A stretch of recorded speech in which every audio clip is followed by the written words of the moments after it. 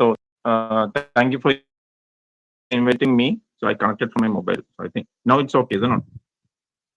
Yes, Yes, sir, sir. you're audible. Okay, fine. So thank you for inviting me. Me and Tushara were classmates in 2008, MTech batch, and currently I'm doing my networking in Sritra.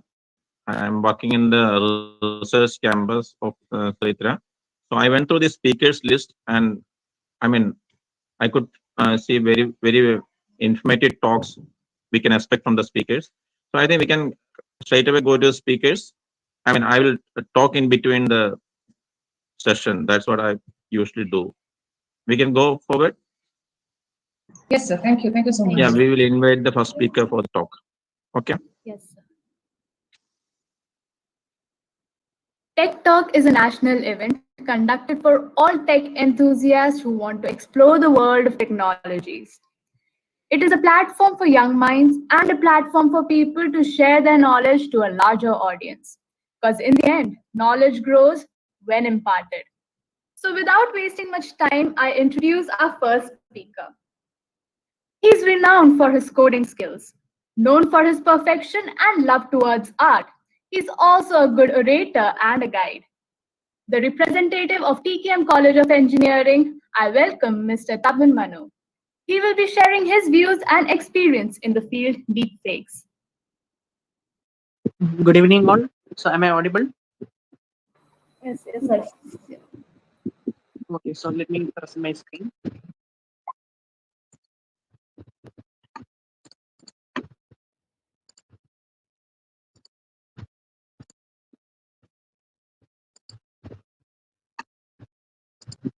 Hello, is the screen visible?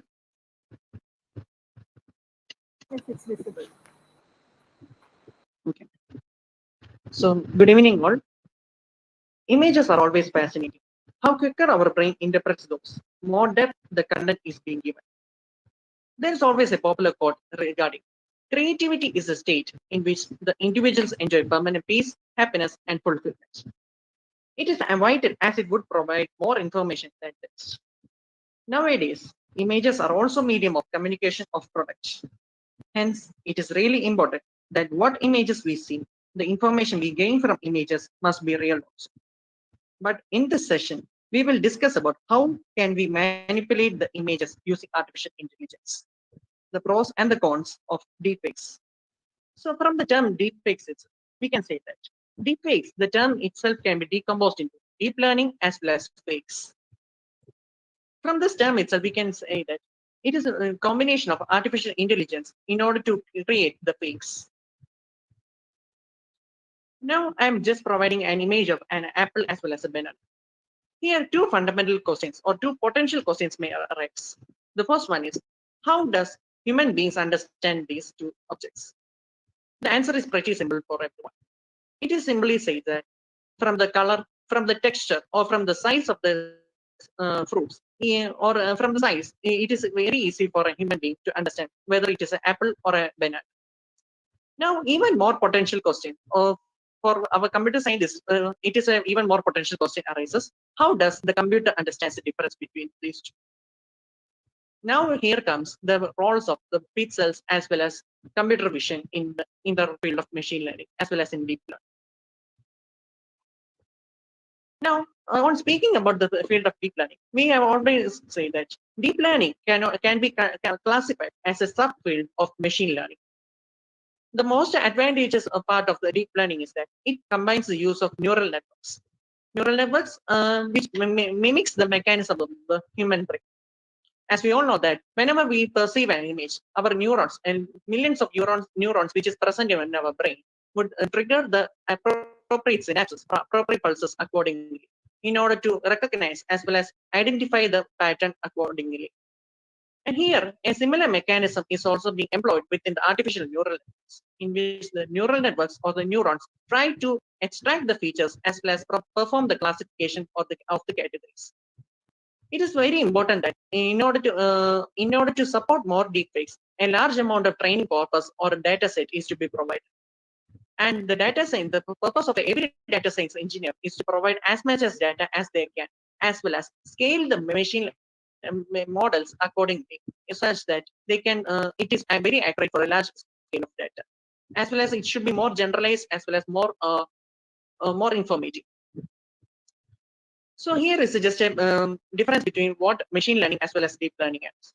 So in machine learning, we often find that the feature extraction phase is normally done by the users, or it is being done by some of the random algorithms or the algorithms that is being provided by the ML engineers itself, while the neural networks takes guard of the classification tasks. But in case of deep learning, both feature extraction as well as the classification parts, both of these are being combined into a single unit. And these all are handled by the neural networks itself. As I've already mentioned, it's just mimicking the that is a human brain mechanism. And finally, in this figure, we can see an input or a car is being given, and using the feature extractions, extracting the features of the cars as well as performing the classification, the model can predict whether the output is car or not car. Now, let us move on to the topic that I'm going to discuss, which is none other than deepfakes. As I've already mentioned before, deep learning in combination in order to create the fakes is termed as deepfakes. The fundamental aspect that is being involved in deepfakes is just simple. It replaces the existing images or video, and it employs the use of neural networks in order to do that. Now you may be wondering how it does so. It makes use of two or more mechanisms. One of the mechanisms that is being already being employed in deepfakes are autoencoder mechanisms. In autoencoder, a sample image is being trained. That is, for instance, if a person's face is to be swapped with others, the initial person's face or the mappings, in order to provide the mappings of the initial face of the initial person, here the features associated with the facial extractions are being done automatically. And in this figure, we can see that a person's face is being morphed from one to another using the same deepfakes mechanism or using the artificial intelligence mechanism. Here, different angles or different poses of the person is being comprised, as well as how does the person looks in under different environmental conditions are also being discussed over here. And using that, the model tries to generate images by mapping the features over to the target document, and over to the target image more precisely. And finally, the final image is being produced over here.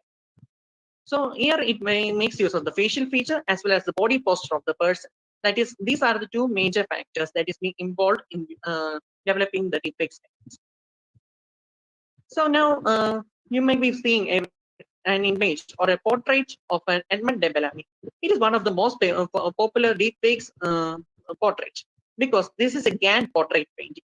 So I will discuss more about GANs in the later session. This portrait painting was nearly sold out for nearly 432 $500 million. This is mainly because of the image that is being provided by the GANs. Now, how it is an expressive way in which how computers are more creative, how they can be more creative from the sample input data that they have been being provided. It is nearly the future that in nearby futures, we can see that more brilliant artists would be from the GANs or even robots would be there to directly to guide some paintings and scriptures. Now moving on to, there is also another example which is used to demonstrate the power of GANs. Well, one could serve and site termed as this person does not exist.com. In this site is an example of how the images of the persons, that is real persons, are being combined or using the facial swapping techniques in order to produce the persons that are not existing at all. This is another example to feature the power of GANs. Now moving on to the techniques that I'm going to explain. Here, face swapping as well as the facial manipulation are the two techniques that has been used in deepfakes. In face swapping, the features of the second person, that is the facial features of the second person, is being replaced with the facial features of the first person in order to create an entirely different person as an output. And similarly, some of the features, not the entire facial features, but in some parts of the faces are also being manipulated in the second part, which is using facial manipulation techniques. Now, a fundamental question may arise: how to spot a deepfakes? Well, if the AI algorithm that we use is a well-crafted one, then it would be nearly impossible to, then it would be very difficult to identify or spot down the deepfakes. But it's not impossible though. We can use it in case of normal algorithms or in some usual algorithms. There may be some mistakes that this automated automated models might produce. So here I have listed out some. The first one is in case of original, when compared with that of the deepfakes, inconsistent eye blinking is one of the feature that is being notable. And next one is the mismatched earrings that is being provided over in this feature, and some features that might lack definition also. These are some of the factors in which one can identify or spot a deepfake really is. We have also been interested with how deepfakes are being more popular. But it is also the need of the hour to understand that deepfakes is a double-edged sword. So on speaking about the deepfakes, it has both pros as well as cons. On the significant impact in deepfakes are, the first one is in the field of education. That is, in case of engaging as well as in interactive classrooms, deepfakes are being more suitable. First one, it would help to bringing in historical figures. That is, the historical figures or historical persons details can be provided over here, and then it can be used in modeling machinery as well as in human anatomy process also. Another feature in which that is a most popular feature that is being used in case of deepfakes are the VFX effects that is being used in movies. So in most popular films like Star Wars or in any other animated movies, the presence of deepfakes are really much important. Even some hologram techniques are also making use of deepfakes in order to generate the images that are not yet real. The next feature is the public safety as well as digital reconstructions. It is often useful in reconstructing the crime scenes and moreover useful in forensic analysis and all. And now moving on to the cons.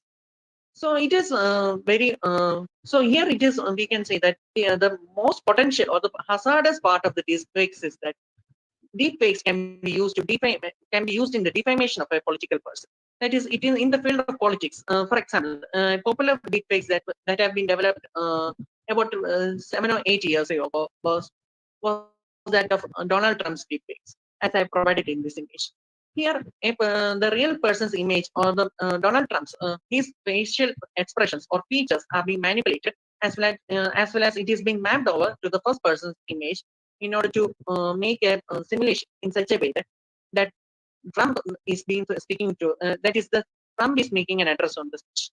But in actual, this was not the case.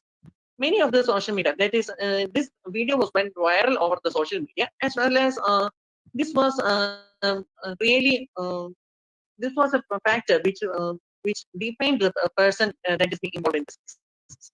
Moreover, the use of deepfakes is to be hence the reality in real cases, the detection of the deepfakes, that is whether the images are being real or fake, it is also coming in more important. Now moving on to some of the AI technologies that is being using the deepfakes. So we are always popular with some of the most applications like FaceApp, Snapchat, ShareChat, etc.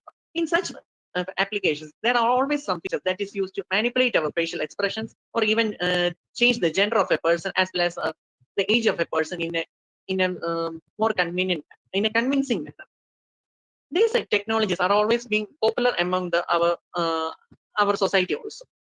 Apart from that, deepfakes, on specifying about the pros, we can see that seeing AI and lookout are the two technologies in which makes use of the deepfakes in order to assist or aid the people with visual environment.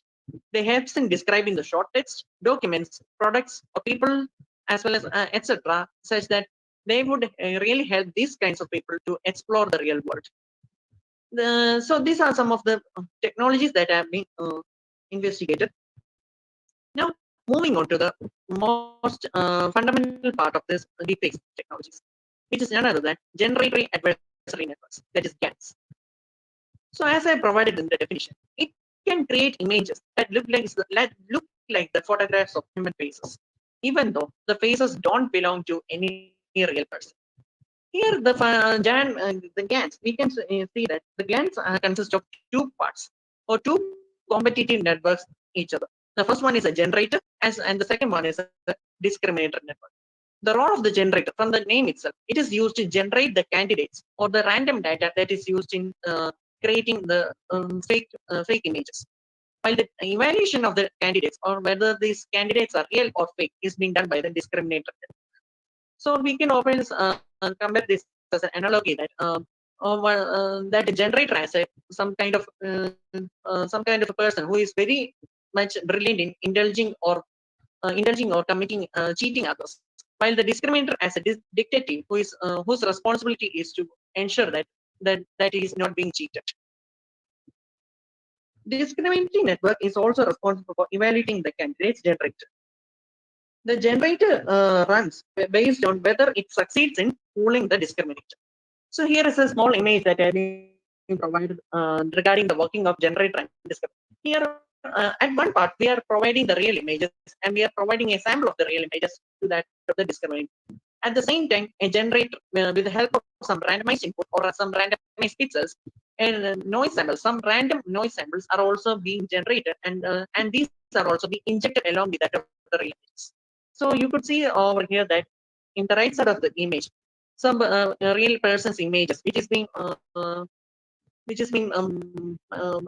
changed due to the addition of noises over here. So this face looks somewhat weird, isn't it? So this is how a noise. This is how addition of the noises would work in our real life. And similarly, the discriminator using this data needs to identify whether the given images provided are real or fake, depending on the analyzing the data that is done. So as an output, there are two outputs that are being provided: discriminator loss as well as generator loss. So the one network which with having the lowest loss will win over the other. So as an analogy, a generative model could generate new photos of animals that look like the real animals, while a discriminative model could take a dog from a cat. Or in other words, discriminator is responsible for identifying whether it is a real or a fake. So GANs, it is just one kind of a generative model being used. So now moving on to the future. Future of the GANs, that is how the GANs can be utilized well in our future. As I've already mentioned, the scopes of the GANs are always providing an entire new dimension in the field of computer vision as well as artificial intelligence.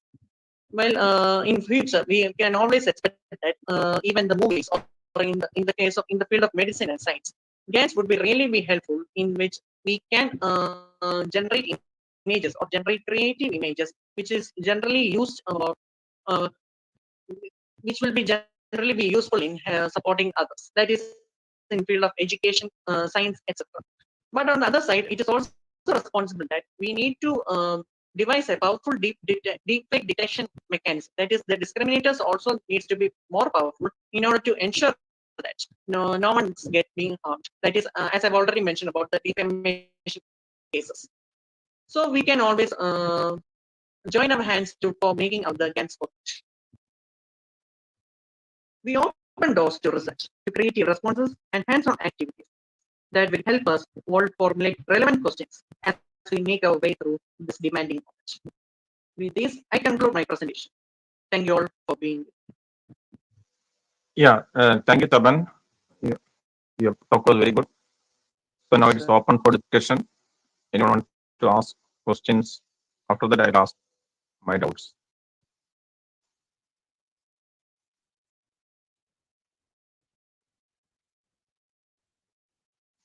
Yeah, hope you could hear me.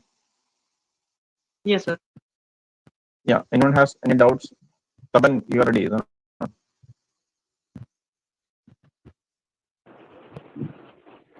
ഒരു question ചോദിച്ചിട്ട് വേണം. Hello, Tapan. Hello. Hello. Yeah, I'm especially. It is a very good presentation, and in fact, new advancements is AI and also deep learning. You have with the Jan, you have explained it. I mean, it's not a question. I'm just wondering. So you know that the online examination systems that we conducted, and one of the software we are looking is the proctoring system. I think you may be aware of that. Proctoring. Yes, ma'am. Yes. So, would you be able to come up with a product where the fake person will come for writing the examination using this GIAN technology? It would be a very good, you know, kind of contribution from you guys. You understand what Um, my question is? yes, ma'am. Yes, ma'am. Actually, thank you, ma'am, for suggesting me for such as a product. Actually, I would like to say that in case of proctoring, as ma'am has already mentioned, it is very common that that malpractices can be Yeah. often occur in case of using deepfakes. So Mhm.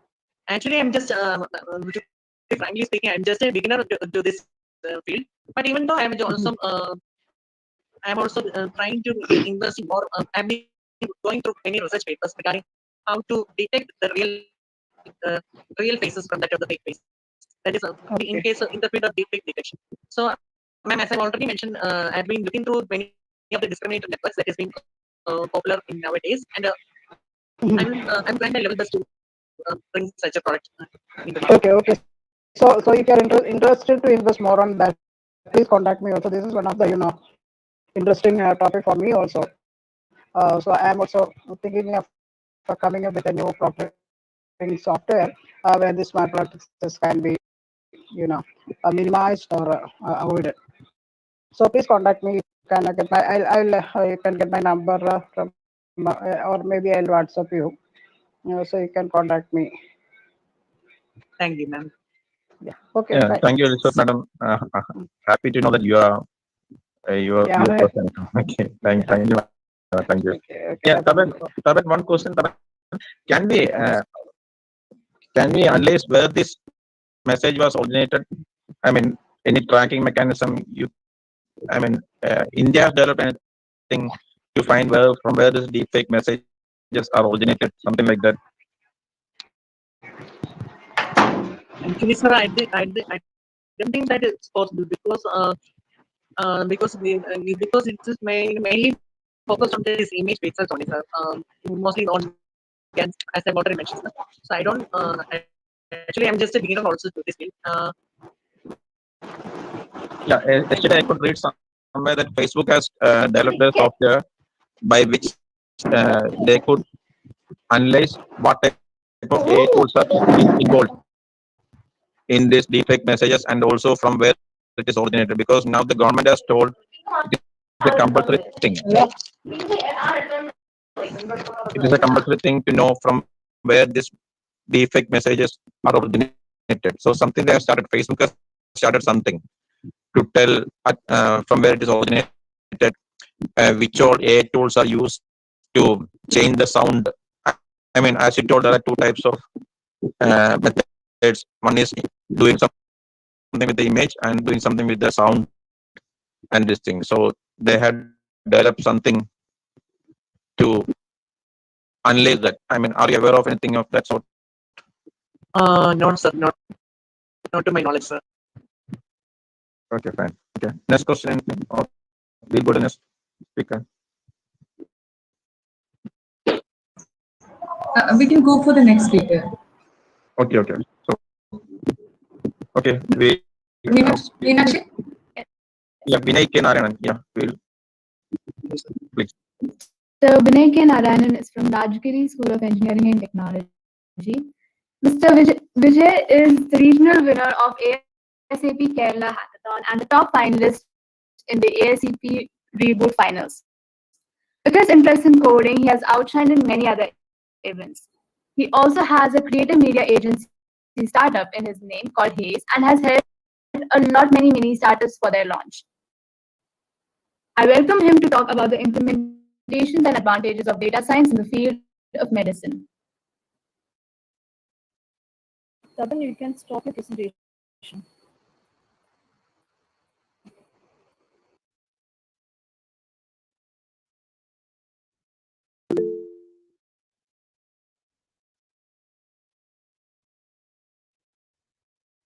Hello, Am I audible?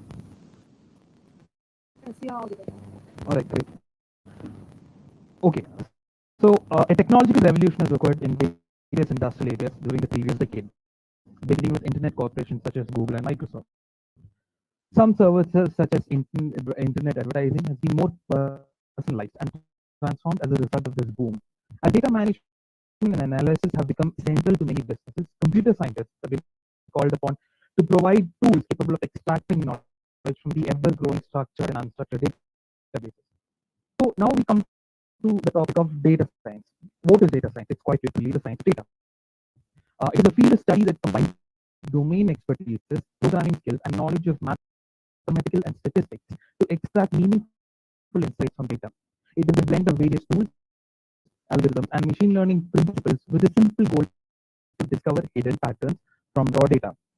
Now, coming to my topic, big healthcare data is already a reality. In healthcare industry, data plays an important role in bringing improvisation and innovation. The healthcare data generates avenues for many discoveries. It provides a foundation to run evaluation and produce more effective drugs. It establishes better communication between patients and doctors. It improves the overall quality of healthcare by giving a deeper insight into patients' health reports and how a specific drug is responding to that.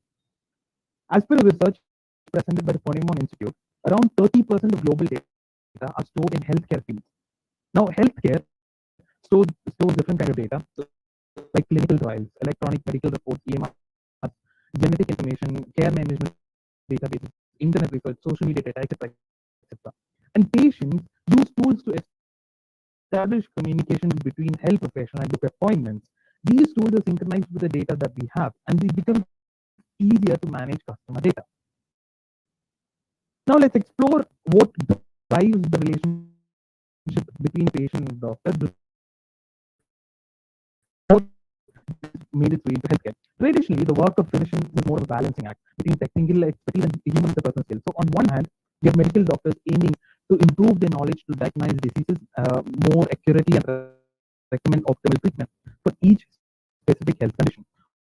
On the other hand, these try to be more empathetic to their patients, taking in account their psychological background and their cultural beliefs.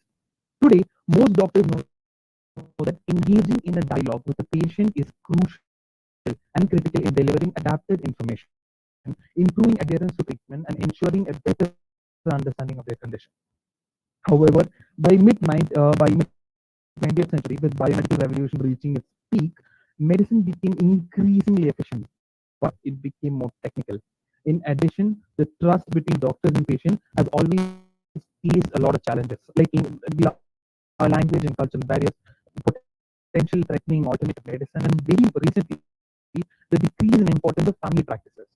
So, in the light of all these evolutions, with this huge technological boom that we saw, data science is might be a phenomenon that challenges physicians' ability to adapt and might even make them rethink their profession. So now let's take a look at what happened after data science got into medical domain, right? So medical image analysis. Data science plays a huge role with its application in medical imaging. Popular imaging techniques can be used to tackle uncountable methods to find differences in dimensions of images and resolution, right? The imaging techniques used such as X-ray, computer tomography, MRI, they've been combined with data science tools to provide more accurate beams to extract data from the images with efficient quality. So with the help of data science, image interpretation has become seamless. The deep learning algorithms are providing an in-depth diagnosis with most proficient interpretation. Now let's come to drug discovery. Take a period of 12 years, right? The process of drug discovery and cost creation goes around $2.6 billion according to different medical surveys. It's an average amount. And the single formula passes over different millions of testing procedures until it gets approved. In most cases, even after investing so much time, effort, money, the formula does get rejected. However, with the use of data science, processes is shortened to days, weeks, months, and made much more efficient. See, machine learning adds extra steps for initial screening of each component and predict the success rate through various biological factors. So we are able to predict the response and react reaction of a certain compound with the body. So instead of opting for lab experiments, use of these technology applies simulation and advanced mathematical modeling for better analysis. Now we come to virtual assistance for patients. Consider the outbreak of COVID-19, right? The global healthcare spending statistics has been directed to making efforts to limit patient visits to hospital and shift everything to virtual platforms. The AI integrated tools enable patients to get virtual visits and to interact with the doctors online through voice and video calls. Many severe health conditions can be perfectly monitored and patients can stay relaxed and comfortable when being diagnosed. So ultimately, physicians may no longer require direct interactions with their patients so to accurately assess their clinical and even psychological status. So we can argue that the progressive automation of various tasks of clinical practice could free up more time for physicians to invest in an improved doctor-patient relationship. Today, most physicians spend a large amount of time trying to detect a potential drug interaction, as finding a very specific event in a patient's medical history and surveying repeated various lab results. Take simple case, type 2 diabetes, right? Today's protocols recommend for a regular follow-up consult in a predetermined sequence, such as 2 months, 1 month, depending on the stage and complications, right?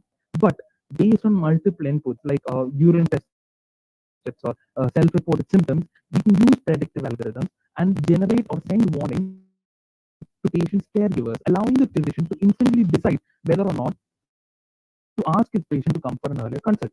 So the thing is, these technical items is still under the control of medical profession. So we cannot automate every possible task. Empathy cannot be automated, right? All we can do is develop technology to save the time of these professionals and be more precise in their predictions. That's what it's about. Technology is a limitation on how much you can push it forward, right? Here's a small example. This is a personal project that I worked on for my final year. It summarizes medical reports and research documents to an abstractive form, gives it back to the user.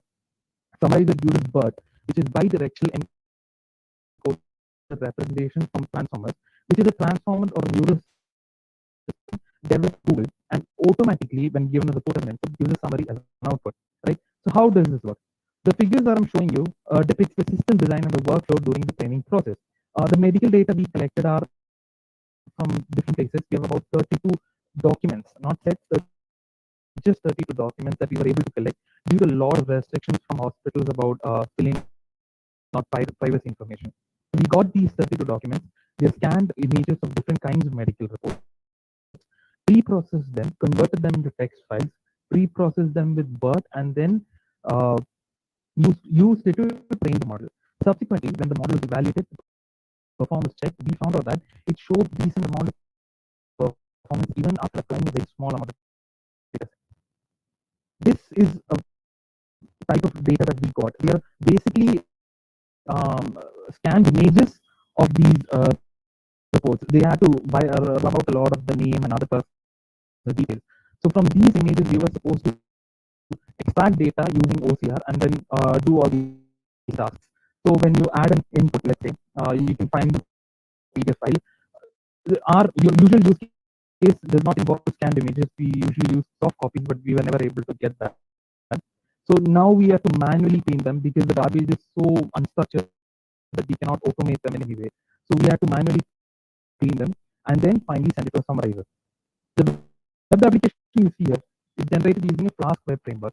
Since we were building a prototype, our intention was to limit the code to functionality rather than design, right? So this is how the summary looks. Now, yes, it looks weird, but if you notice, you can see that certain words from the report are there. Or not all words from the report are there. Certain words only.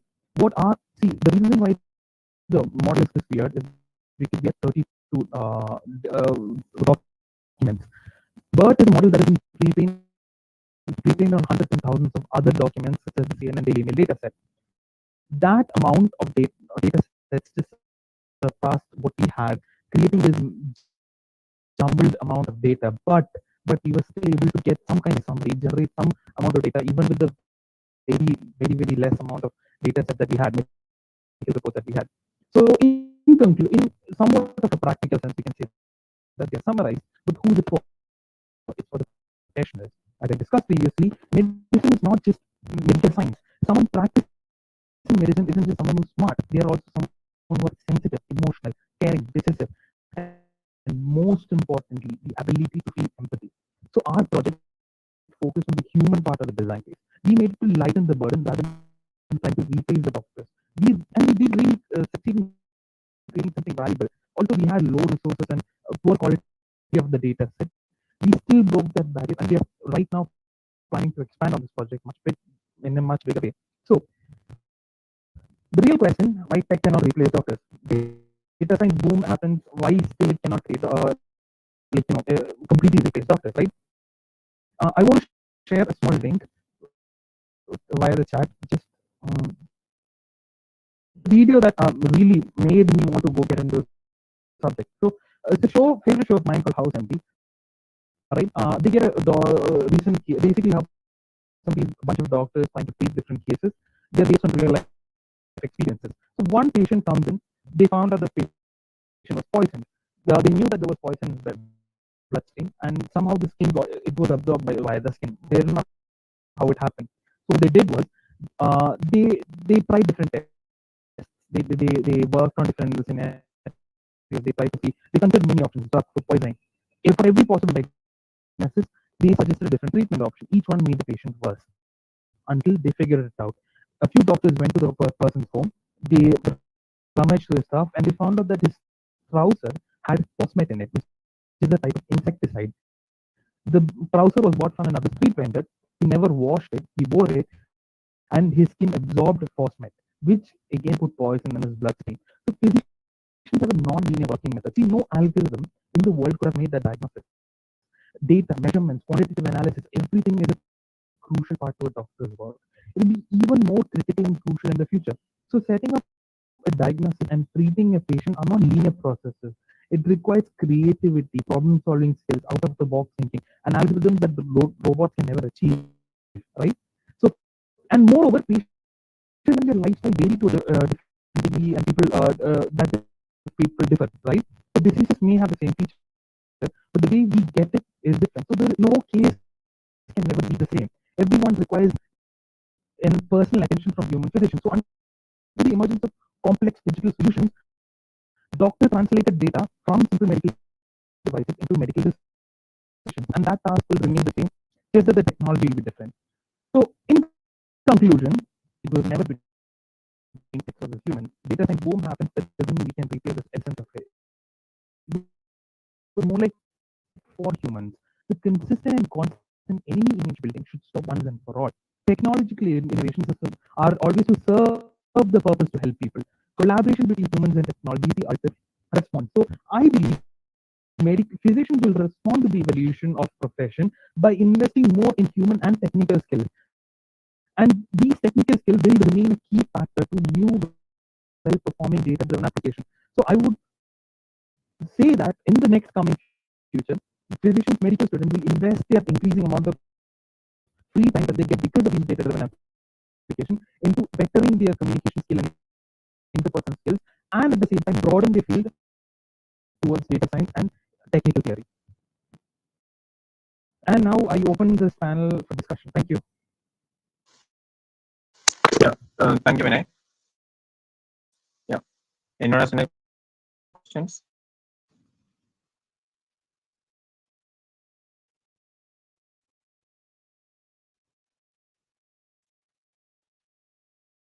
Any questions?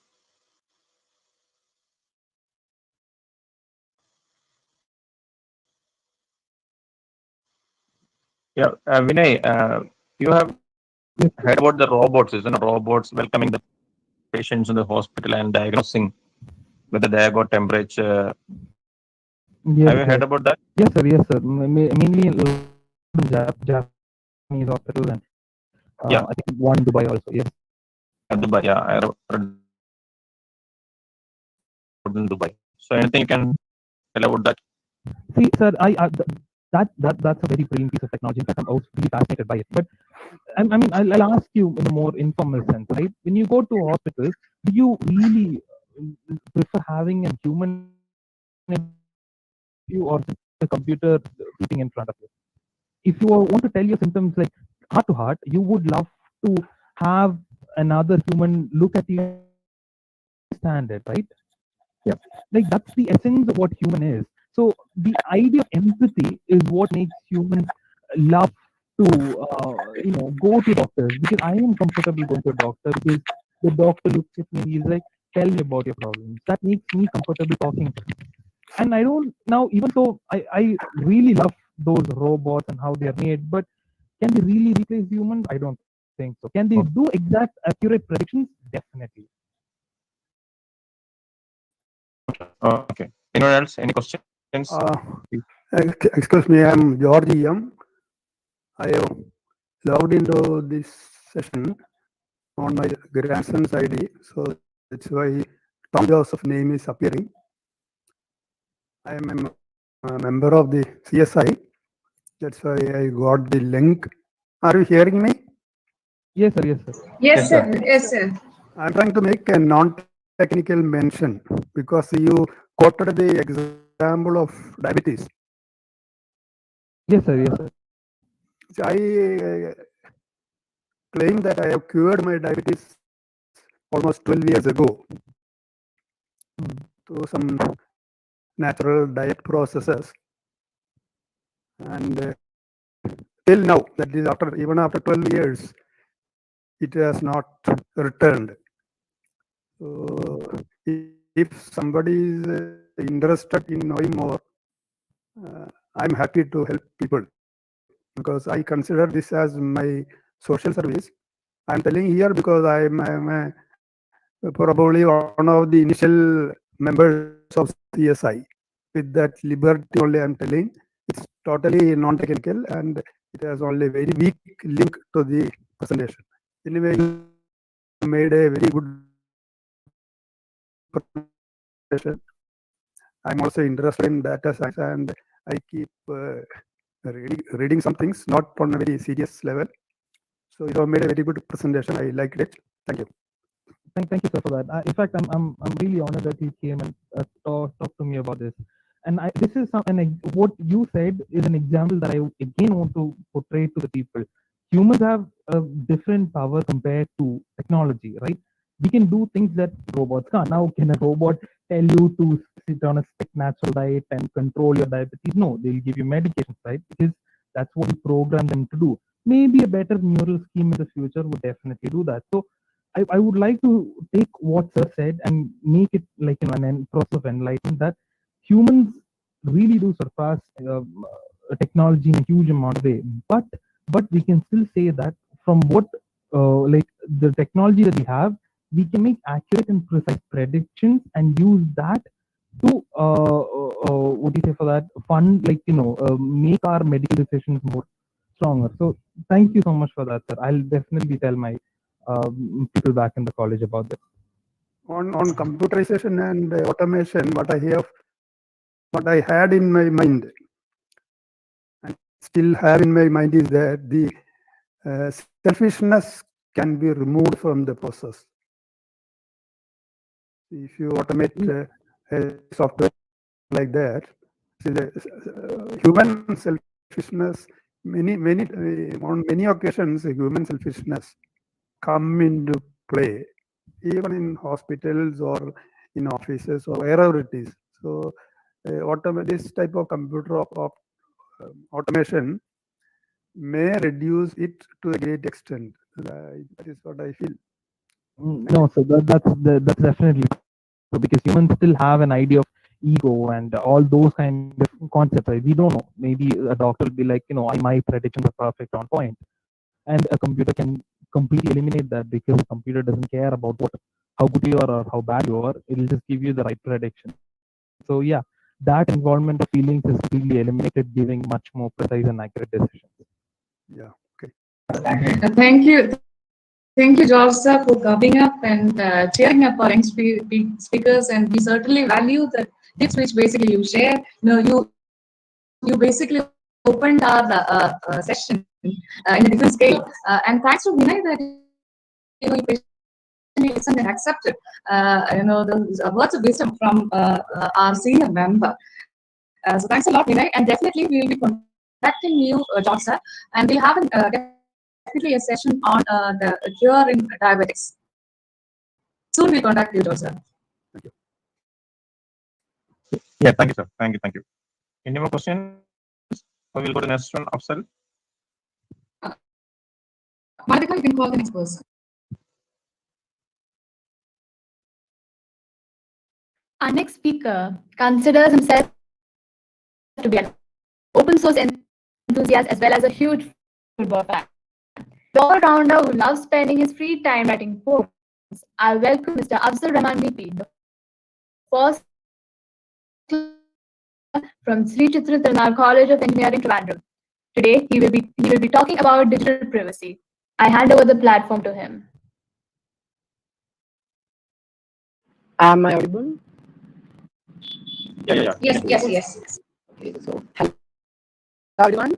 Today I'm here to talk about digital surveillance and privacy on the internet. So let's begin with some interesting news reports. This is Google responding to an allegation that they are reading users' email for targeting users with ads, and we have one report in which they said that they have stopped reading users' emails, and we have another one which shows their true colors on matters regarding users' privacy. In which Google says they have not stopped the same practices.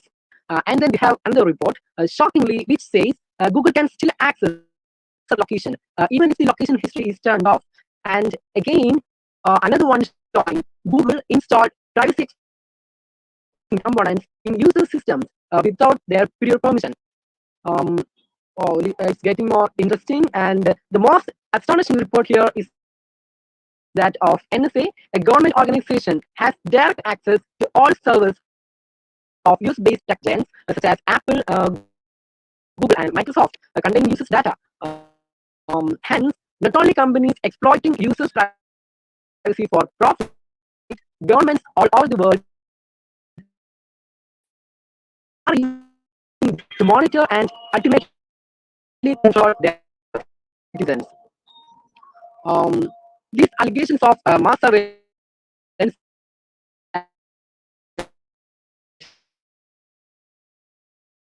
can be extended to almost all tech giants, such as with Cambridge Analytica, and also Microsoft is also famous for suspected act of creating backdoors in Windows for NSA. So almost all for-profit companies are tracking its users. You and me to better understand our weaknesses and target us with better ads. At the end of the day, profit is their goal. So trusting a private company with your data is absolute foolishness. And Google and Facebook is also spying on everything you do, literally everything. If you're not protecting yourself, they are after your personal life, whether you like it or not. So it's not just a conspiracy theory anymore. And so here's what Richard Stallman, a free software prophet,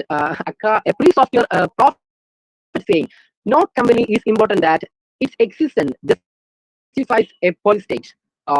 Clearly, what he meant, even if the claims of such companies are to deliver best possible experience to users in the name of improving product quality, exploiting the concept of free will and users' freedom is unjustifiable in any means. And so, what I have to say is replacing proprietary tools with free software is the best possible way to eliminate this threat of invading users' privacy. To attain privacy, we have to ditch Chrome and Edge at first. Despite a pure reputation for privacy, Google's Chrome continues to dominate with about 65 to 75% of market share and about 2 billion active users worldwide. So here we have Firefox. It's a very good privacy focused open source browser, and like many of today's browsers, Firefox has been making many changes to try to answer users' calls all over the world for more online privacy. So this includes blocking third-party trackers by default, as well as a VPN, a VPN, which is called Firefox Private Network. And Firefox also provides a number of tools to help protect against cookies and third-party cookies as well as first-party cookies. And it can also block advertisers and others. They are using cookies. And Firefox has blocked trackers by default since September 2019. They introduced a tool called enhanced tracking protection. So this enhanced tracking protection doesn't block all third-party trackers, though it blocks trackers on the disconnected list, which we can define which domains which trackers to block, and it can also block cross-site tracking cookies. And here are some advanced configuration of Firefox for extra privacy. And then we have some privacy extension. And we have first uBlock Origin. It's an efficient blocker that is easy on memory, and it can load and enforce thousands more filters and other popular blockers out there. And it's also completely open source and HTTPS everywhere. It enables encryption, and it's also collaborating with Tor to make your browsing experience secure and decentralized emulate. It is an extension which locally intercept requests, and it can intersect every environment, and we don't want to configure in the user side. So it's an automatic extension. It's a content delivery network, and it works by locally intercepting records and finding record sources and injecting it in the environment automatically. So then we have X-Browser Sync, which is a bookmark syncing tool, and which is also completely free and open source. And so moving on to this is Tor, and Tor is a network protocol which runs through many computer servers across the world. Mostly are given by volunteers, and initially the data that is sent across the Tor is bundled into some encrypted packets, and these modified and encrypted data packets is then routed to many servers, and we call the servers as relays. And only a relay only knows which is the previous relay and the next relay. So the relays offers maximum privacy and anonymity in the internet. So Tor and its browsers, Tor-based browsers is perfect for guarding your privacy against government sponsored and as well as tech giants surveillance. And so next, we have some privacy-oriented alternative browsers, and Bromate is a Chromium-based completely debuggable alternative for Chrome on Android, and Onion browser which uses the Tor network, and we have DuckDuckGo browser from DuckDuckGo, and Firefox Focus is a privacy-focused browser for Android and iOS, and we have iScat, which is a completely free and open source Firefox by Free Software Foundation and GNU. And we have here many alternatives for Windows 10, and the main reason or the simplest reason to avoid Windows 10 is because of it's from Microsoft, and Microsoft is notorious for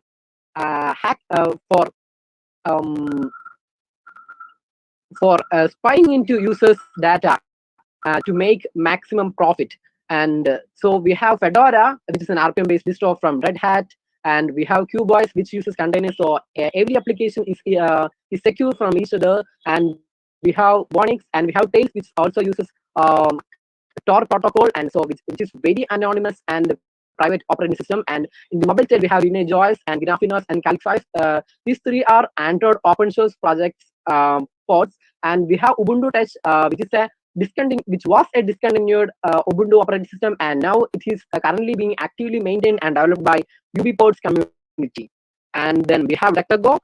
DuckDuckGo is one of the best alternative for Google, and unlike Google, they uses the traditional method of sponsored ads and affiliate commissions to monetize their platform. So DuckDuckGo's ads are privacy friendly, unlike Google. And Quant is another interesting privacy oriented search engine, and they claim neutrality, privacy, and digital freedom. And also we have Startpage. Startpage is also another Google alternative, which offers Google searches and Google queries without having Google in between us. And then it's a common misconception that we don't have good alternatives for proprietary softwares, but we have many actively maintained and made with love open source alternatives for proprietary softwares, and they are more than enough for average users. And here are some uh, extra tools. We have a NetGuard, and NetGuard can act as a firewall in Android, and so the user can decide which app has access to the internet in background and forward. And then we have Orbit. Orbit is a browser for Android, which is very lightweight, which uses the Tor protocol. And OpenWRT is an embedded operating system, which is a privacy focused embedded operating system based on the Linux kernel. And we have MicroG, and MicroG is a replacement for Google Play services without the Google's spying part. And the almost all free and open source Android open source project based operating systems offers MicroG. So with using MicroG, you can access all Google Play services without the Google's malpractices. And so thank you all.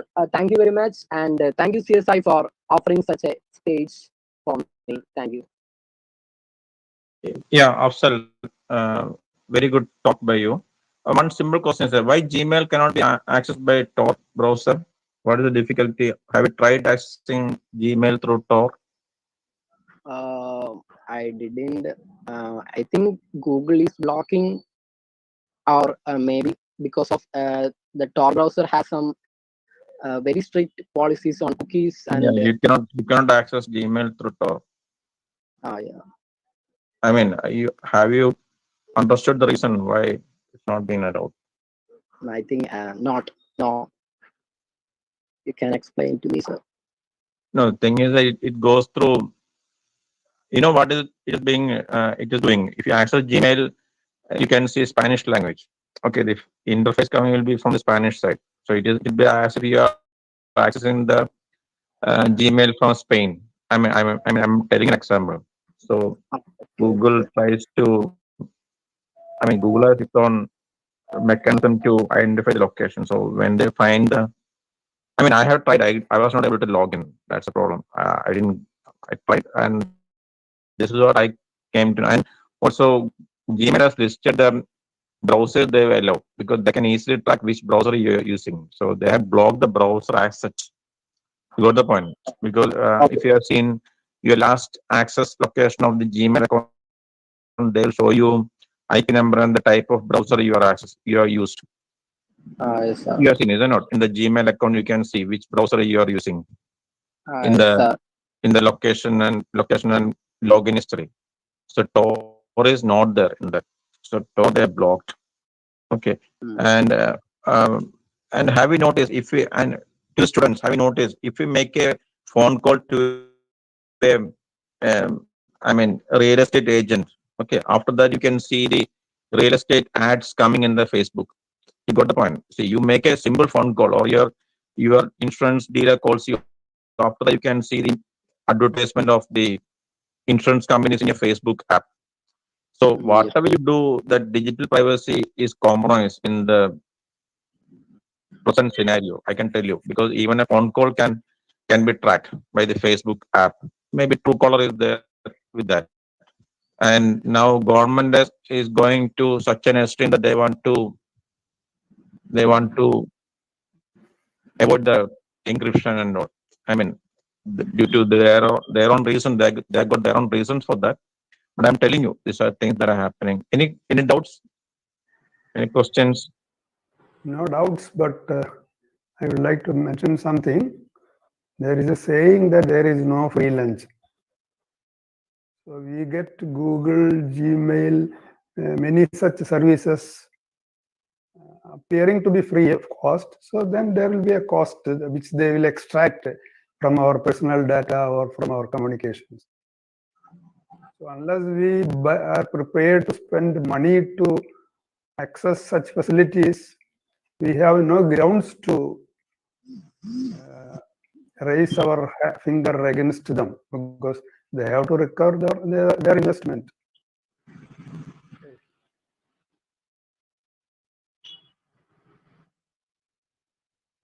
Also, compared to Google Chrome, Firefox protects our privacy. That's what he told, and that's true. Yeah, I noticed that.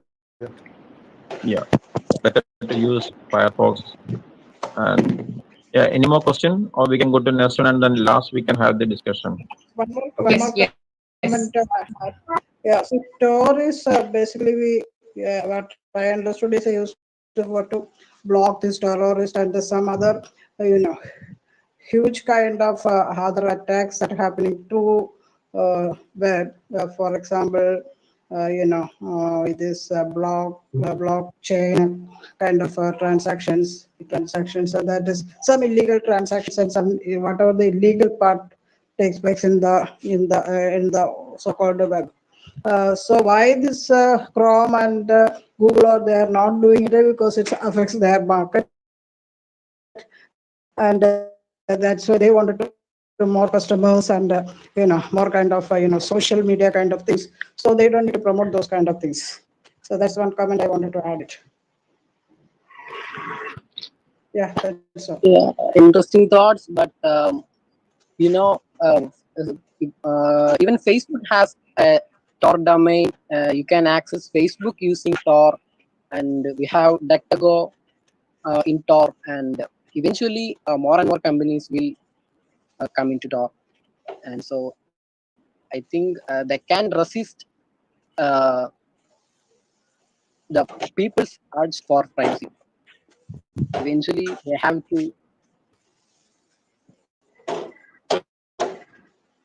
That's all my Yeah, thought. it's a big concern. It's a big concern. Yeah, It's we'll good go to the talk. next speaker. Yeah, very good. Yeah. Okay, thank you. Next, we have the representative of College of Engineering, Perumal, Mr. Anandu V. Mr. Anandu is the Eco Club Tech Coordinator as well as the IEEE SPCEP member in his college. Along with being a dedicated coder and a public speaker, he has his own interests in the field of music. Today, he's here to talk about the brain-machine interface, the next means of communication. Welcome, sir. Hello, am I audible? Yes, you are. Yeah, we Yes, can hear. yes.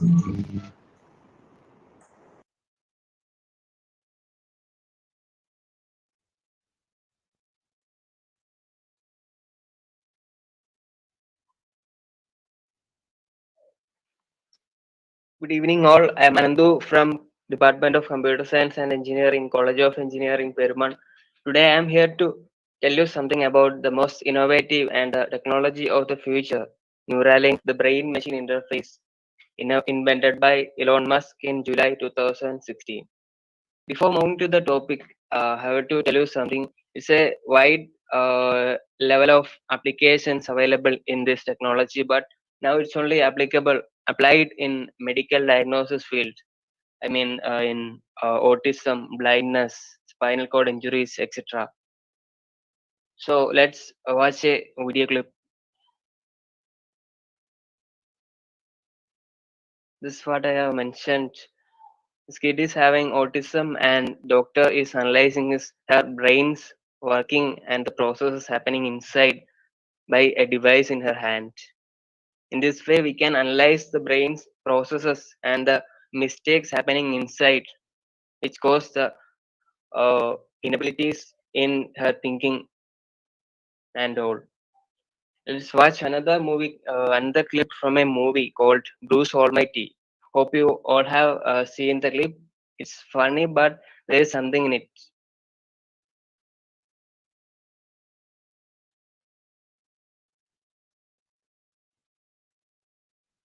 He's just commanding his dog to go to the toilet. A dog is obeying just because he's a dog in this movie. He's controlling everything around him by just commanding. It's actually possible by training to the dog for about months. But with this technology, we can just command any animal or anything to uh, do our means, just how we wish. So, in this session, I will give you an introduction to Neuralink, concepts used in this, what is Neuralink, pros and cons of Neuralink, and applications of Neuralink. So, the introduction. The main theme is a symbiosis between AI and human brain. As you can see, Vision in Avengers is a combined form of human and robot. I'm not saying anyone who implant a device in his brain will become Vision in the future. I'm not saying that, but we will get more from what we have now. That's the theme. To achieve the symbiosis between AI and human intelligence, they used BMI and neural lace. We all know about the nervous system. Nervous system is a system which transfers information signals from all parts of the body to the brain, and hence we feel what we see and what we do from the outside. And most of these information signals are in electrical form. And when we can capture some of these signals using a wire which is connected to an electrode, and we can transfer the signal to the outside system to a computer, we can give commands back to the brain as a feedback, and we can analyze the processes happening inside the brain. This is the working of Neuralink. In the left side, it shows the neural lace, and the right side is the working of brain-machine interface. This is how it works. The information signal is captured with a device and shared to the outside device. What is Neuralink? Neuralink is a gadget that will be surgically inserted into brain using robots by neurosurgeons. This is a device. It's having a size about 23 millimeter in diameter. This is how we implant it to the skull, making a hole about 23 millimeter diameter and implanting the device directly to the skull. So, the pros and cons of Neuralink. I'll discuss about the pros in the upcoming slides. There's a lot, and let's discuss about the cons. An electronic device inside a human skull is still unacceptable in many countries. We know even this device can give uncountable functions, and it can make us a superhuman. It's a electronic device which is going to implanted on the skull of a human body, which is actually a weird thing and still unacceptable in many countries. Next, conspiracies about privacy. I have to show you one more clip, which is from a commonly known movie. He's just controlling everyone by just looking into their eyes. And this is what I have to say. This is a wonderful technology, and obviously there is some bad sides. There is some confusions about this. It's a device which is connected to the skull and which is analyzing and giving commands to our brain. Even iOS is not saying they are unhackable. They are saying iOS is pretty hard to hack, but they are not sure about they are unhackable. And how we can trust such a tiny device which is implanted to the skull and which is giving commands to the brain? When someone can access this device, someone can hack this device, he can obviously give commands to us. He can even use us their his soldier, just like he does here. You have to think about it. It's a serious thing about it. Next, applications of Neuralink. Here comes the pros of Neuralink. For visual processes, I have to show you something. This is I have mentioned in the first. He's a blind man, and with the device, he can see everything outside his body. I'll explain this. I have told you we can give feedback to the brain with this device in this slide, and with the information which is from a surveillance device, simply a camera. We can give the signal to the brain, to the link, and we can pass the information as a feedback to the brain, and he can see everything outside the body. That's how it works here. He's having a device in his head, and he can see everything from the outside. It's a wonderful thing about Neuralink. Next, telepathy. Musk himself says non-linguistic consensual conceptual telepathy. You know, we know about telepathy. Telepathy is we can communicate with others with our minds. The same thing in our mind will be known to someone else. It's a telepathy, but here we don't use any sensory organs to perform telepathy. We just simply think about it. And let me tell you something. When someone has a experience or a memory about some rare experience like scuba diving or skydiving, anything, and he can just upload the experience to the World Wide Web, and someone can download the experience by using this link in his skull, and he can experience the same way how he felt when he does that. That's a main thing of, and the wonderful applications of this technology. Maybe it's available in the future, not they are doing this now. And unlocking hidden creativity. 70 percentage of our creativity is hidden in our brain. We don't even know about some creativity. Sometimes we say, I didn't really notice this in myself. That's how it works. 70 percentage of it, our creativity is hidden, and we can use this device to find the hidden creativity in our brain. Next, nostalgia of mind. Here is how we can cure the cognitive disorders like dementia, Alzheimer's, etc. I'll explain you nostalgia of mind.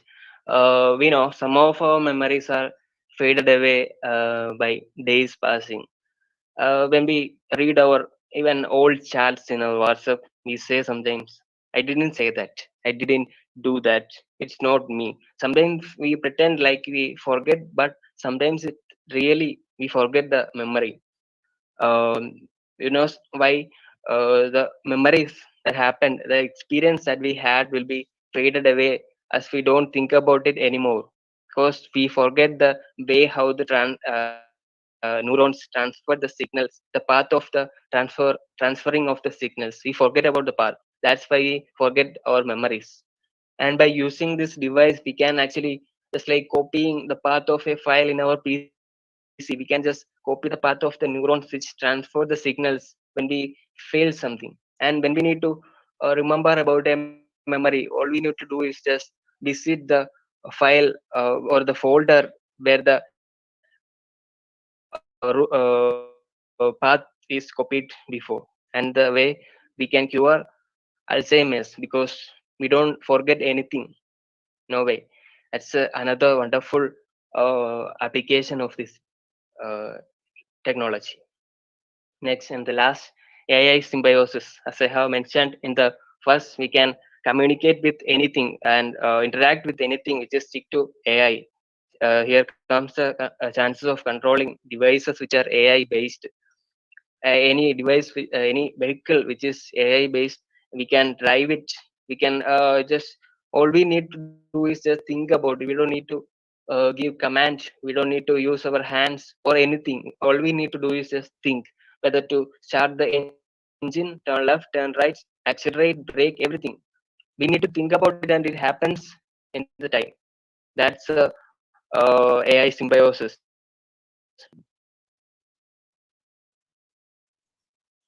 Here's some just like Bruce Almighty. The animals are uh, obeying humans, just like a human kid do. Pig is drinking water just like human kid do, and a monkey is playing video games just like humans do. That because they are implanted a chip, a link in their skull. It's a simplification of link. When they first invented it, it was just like a airport behind the ear, but now it's a chip which is implanted to the skull, just having a diameter of average 23 millimeter in size. So it's a wide area topic, and it's a lot to tell about this, but we have no more time. So feel free to ask your doubts. Thank you. Yeah, open for questions.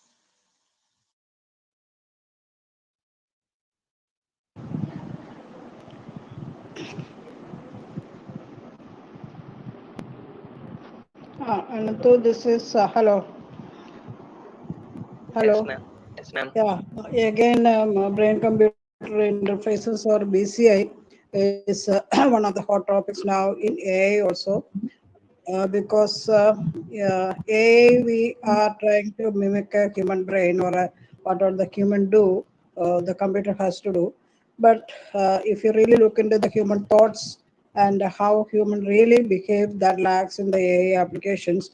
That's the way this BCI provide a way to extract more details directly from the brain. So you talked about Yes, more of ma'am. implant devices, and do you go gone to the other kind of devices which cannot be, which is not used as an implant, because implant has got certain disadvantages also. Do you know the disadvantages for the implanting? No, ma'am, not really, but it's a weird thing. That's all I know. Yeah, your signals will Nothing more. be more more Yes, strong when we have implant. But if you put some implant devices inside the brain, it will make some problem, and that will create some other kind of degrading there and all that. So yes, ma'am. that's why now for the experimental purposes, we'll go for the some devices that comes above the head and all. Have you gone through those kind of devices or any research? Yes, ma'am. The first form of this device, it was Pardon? just like an airport. Mhm. Now it's they are updated, and now it's a tiny chip. It's There actually are true. There are some bad some effects of implantation. yeah, there are some low cost devices available. Uh, I don't know whether you heard about the MUSC. It's a 4 channel kind of. You can just place it on the forehead and it will give some signals. But basically, from some particular regions or some particular part of the brain only, that signals will be extracted. So if it is a memory or a speech or any other kind of things, so that's kind of chip has to be placed in there. So now this is one of the hardware part that people are more looking into that to come up with some, because otherwise you have to go for EEG or EOG kind of devices that the skull is we put it that, and that will again we need a technician to get the details and all. So what my thing is that you can go for this kind of devices, and eye tracker devices is also there. You must be knowing about that eye tracker. So Yes, it's ma'am. like yeah, the eye movement and all will be captured through a glass.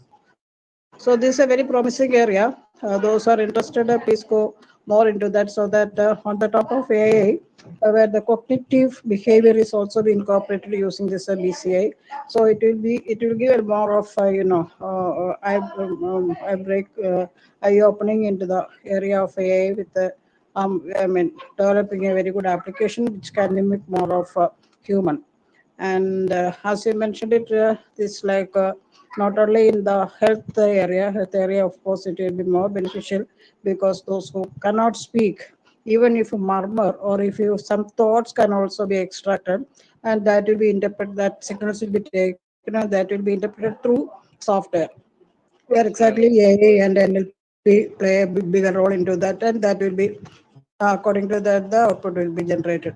So very interesting area, a good topic. So what I suggest is that the students are interested, please go through in more details of what are the promising topics today coming in the AI and the cognitive computing. Okay, good. Any other questions? That's from my side. Thank you, Elizabeth ma'am. To add to Elizabeth ma'am, even Anandu, you can use emotive echo. It is a device through which you can externally implant and external. No, it's an external device. You don't have to implant. You can Implant means, is it yeah. No, implanted? no. It's not implanted. You can fix it on your head. 16 channels will be there, and the signals can be taken out, and a lot of processing can be done. And if you're interested more, definitely it is possible for us to connect with the TCS. TCS is the team who is working a lot with autism related Yeah. problems, and Robin Tommy is the best person who can actually mentor you Yeah. in this regard. Okay. Yeah, really. Even for the education also, we now will go for this kind of thing, because the behavioral to study the behavioral aspects of the students, especially for the online classes. So because when we conduct online classes, we don't know the students' mood and attentions, and whether they are tired, and also this all can be captured through these devices. So that is also another emerging research going on.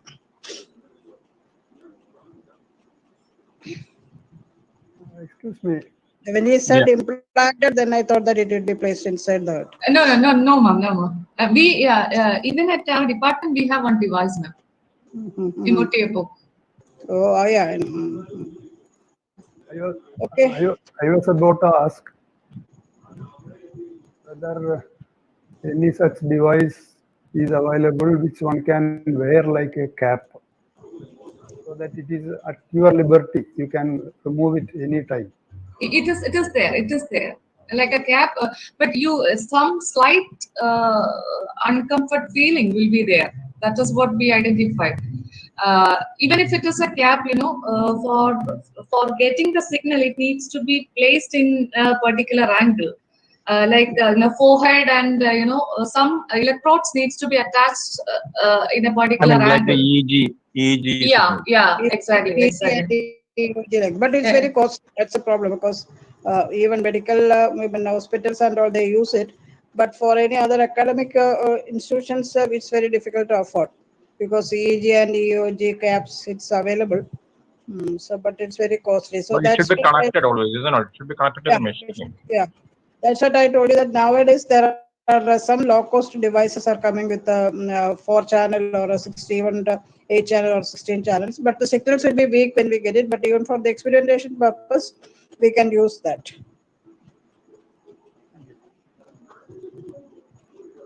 Yeah. Anyone else?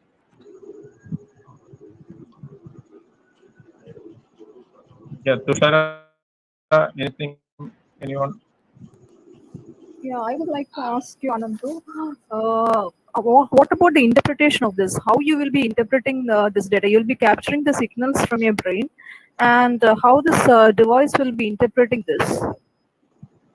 Ma'am, I don't really go to that extent, but I think just like interpreting the signals in our communication system, just do the same. Ma'am, all these devices are coming with some licensed software as well. For instance, if it is emotive book, there is a software allied with this particular device, and the software will give you the signal in CSV format. It will be Yes, in table format. Some numerical values are there. I think we have to look into the accuracy of that. How far it is, how far the interpretation is correct. What are the accuracy of that? Isn't it? Yes, Whether we definitely. can whether we can improve the accuracy of that. Now, what we do is that the signals, when we convert it into digital, so that it is available in the computer, then we can do interpretation at the level what you want. So that's why the software part, the AI part, take care of that. So, and also so certain NLP, natural language processing, will also be involved in that. That is also a machine learning kind of activities takes place there. So if you, I don't know whether he has shown that architecture, that when you come to the architecture of PCI, you have the brain and you have the caps or whatever the implanted things, and this is connected to a computer. So the signals, when it comes to the computer, this will be we may transfer to a digital signal. So once it is come to the digital signal, then the interpretation will takes place in the software side, so that we have got the more of flexibility into that. Some of the software, as Lakshmi Mara suggested, there are some built-in software there, but if you wanted to do more research on that, we need to come up with our own AI platforms or machine learning techniques into that, and kind of interpretation we need to develop on that. That's the way we go. Hope you Yeah. understand. Yes, madam. Yes, madam. Yes, ma'am. Yeah, recently they have come with some techniques that can read the mind.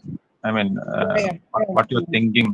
So it has been developed like anything. I mean, I don't think. Yeah, it's whatever you thought, whatever you the thought that comes in the brain, that can be taken out and interpreted. But it's not. I mean, you don't. As we theoretically, if you say that, but when you really work into that, it's very difficult to interpret it. So maybe we have to get it in the word by word, or that's the way we can work it with that. Yeah. So lot of research is yet to take place in this area. Yeah. Yeah, and Sritra Hospital is also doing some research in BC interface. I think Sujesh completed the PhD in the BC interface. Oh, I see. Yeah. Good. Dr. Keshadas is working on that. Yeah, okay, so that's it. Malu, do you have any questions? Malu is doing some Yeah. research. Yeah, actually, the structural and functional MRI can also be used to read brain signals. Okay, we can capture it as images. So, what are the area in brain is active now that can be measured using this fMRI and structural MRI. Okay, in EEG and MEG, we can capture it as signals like our digital image signals. Okay, so another brain computer interface device is eye tracker, and there are some uh, wearable glasses or can be placed in your eye, in your face, and we can capture the movements of retina. So, in which part of a particular scene we are concentrated on, that can be measured using this wearable glasses. Okay, so in our one of our MPhil students developed a low cost technique. Sorry, not MSc student developed a low cost device, and using this webcam, we can measure, we can track the movements of eyes. So, for a particular student, while during the online class, a particular student is concentrating on the screen, computer screen, or they are listening to some part of, they are not concentrating on the screen, we can measure it. Okay. So there are so many devices, brain computer interface devices that can be used to measure our intelligence and functionalities of our brain, and what are some diseases. Okay, definitely Alzheimer's, Parkinson's, all these type of diseases can also be measured using this brain computer interface devices. There is a lot of scopes in this area. Yeah. One question I got, Malavya, whether to add to that, can the machines control our brains? You are telling about the other thing. Can machines control our brains? Definitely. Okay. So I would like to add one more thing, that if our if we are not able to, there are some signals. If there's some part of our nerves is not functioning, okay, we can use some wire. Okay, so electric wires to measure the uh, capturing signals from, like, our sense organs. Using our skin, we are capturing, we are sensing something. Okay, so with the help of some sensors, we can give signals to our brain. Okay, so we want to capture something with the help of some artificial uh, hand or leg. Okay, The so question is then that also, Dr. Malu, the question is that can machine control the question is that can machine control human brain? So this is something even at 2030 people are really you're looking forward. So it is something that we need to control it also, because if we go like this, because of the power of AI and this kind of new technologies coming in, so there is a possibility that machine can control a human. So we need to, if you really look into that, if you look at the privacy part of that or the AI ethics part of that, there should be some limit on that. So we cannot go like that. Like a machine can control human, then that will be the end of a human. So so that is something we need to be Yes, madam. careful about it. Yeah. That's why I asked about wearable and not implantable. Pardon, sir. I asked about wearable like a cap and not implanted. It was with this concern. Once it is implanted, it Yeah, will yeah, be there until somebody yeah, else can take it out. yeah. That's true. So that's a very high risk. Yeah, the risk is very high. We need to control somewhere. But certain applications like health or some other applications, this is very much required also. So we need to draw a boundary. That's very important. Madam. Very Yeah. specifically dedicated for some limited purpose, Mm-hmm. Yes, sir. Alzheimer's or other physical deformities. It's okay, but not.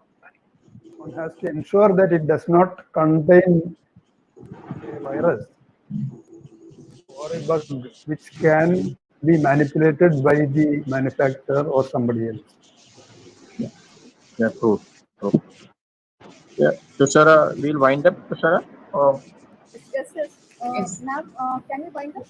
Yes, yes, Just one yes. question. Is this tested with Alzheimer's for real this patient at any case? Any case studies are available? Yes, ma'am.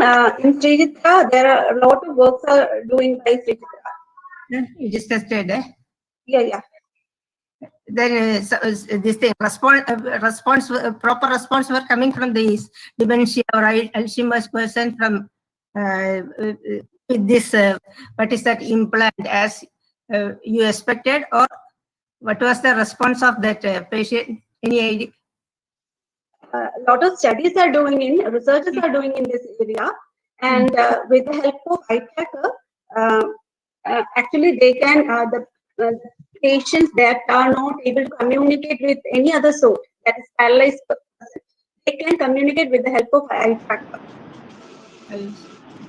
IIT Delhi is doing a research on this particular topic with the help of one of the medical center there, and then Triple IT Hyderabad is also doing. Symbiosis Pune is doing it. Any other? Most of the foreign universities are now concentrated on this kind of studies. Cognitive brain computer interface. I think if it comes through, it will be a great relief for many people. You know, so many people are getting Alzheimer's at early stages. You know, yeah. Thank you. We all are at the doorstep. yeah. So I thank CSI for organizing such a wonderful session. I mean, all talks were very good. So thank you for providing this opportunity. Yeah, Tushara. Thank you, Arun sir, for being with us this evening. It's a great pleasure for CSI Trivandrum chapter to thank CSI student branch TKM, one of the strong branch in fact CSI is having, and I'm greatly thankful to the young chairman, Mr. Vishal, for coming up in collaborating with the CSI Trivandrum chapter with his team under the guidance of Mr. Ms. Tushara. We indeed are trying a lot to foster the culture of learning through sharing. Every Thursday, you join us so that we can learn together. That's the idea of FC Cochlear Tech Talk series. And we are amazed by the way the students are using this particular platform. Thank you all for joining us. Thank you. Bye. Bye. Thank you, ma'am.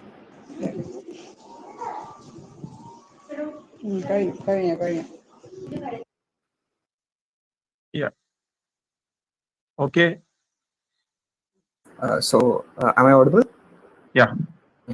So we have reached the end of the session. I hope you all have learned something new today. So first of all, I would like to thank the CSI Trivandrum chapter for giving us the opportunity to host the National Student Tech Talks. Next, I would like to express my sincere gratitude to Dr. Arun Anirudhan for accepting our invitation to chair the event and spending time with us. Thank you, sir. And thanks for inviting me. Sure, sir. Thank you, sir. Next, I would like to thank all the speakers for accepting our invitation to give a talk in today's session. I also like to express my sincere gratitude to our SBC, Professor Tushara A, for her constant support. I also take this opportunity to thank all the coordinators and volunteers for the dedication and their hard work. Last but not least, I would like to thank all the audience for joining us today and sharing your thoughts. Once again, thank you all and stay safe. Okay, thank you. Thank you. Thank you.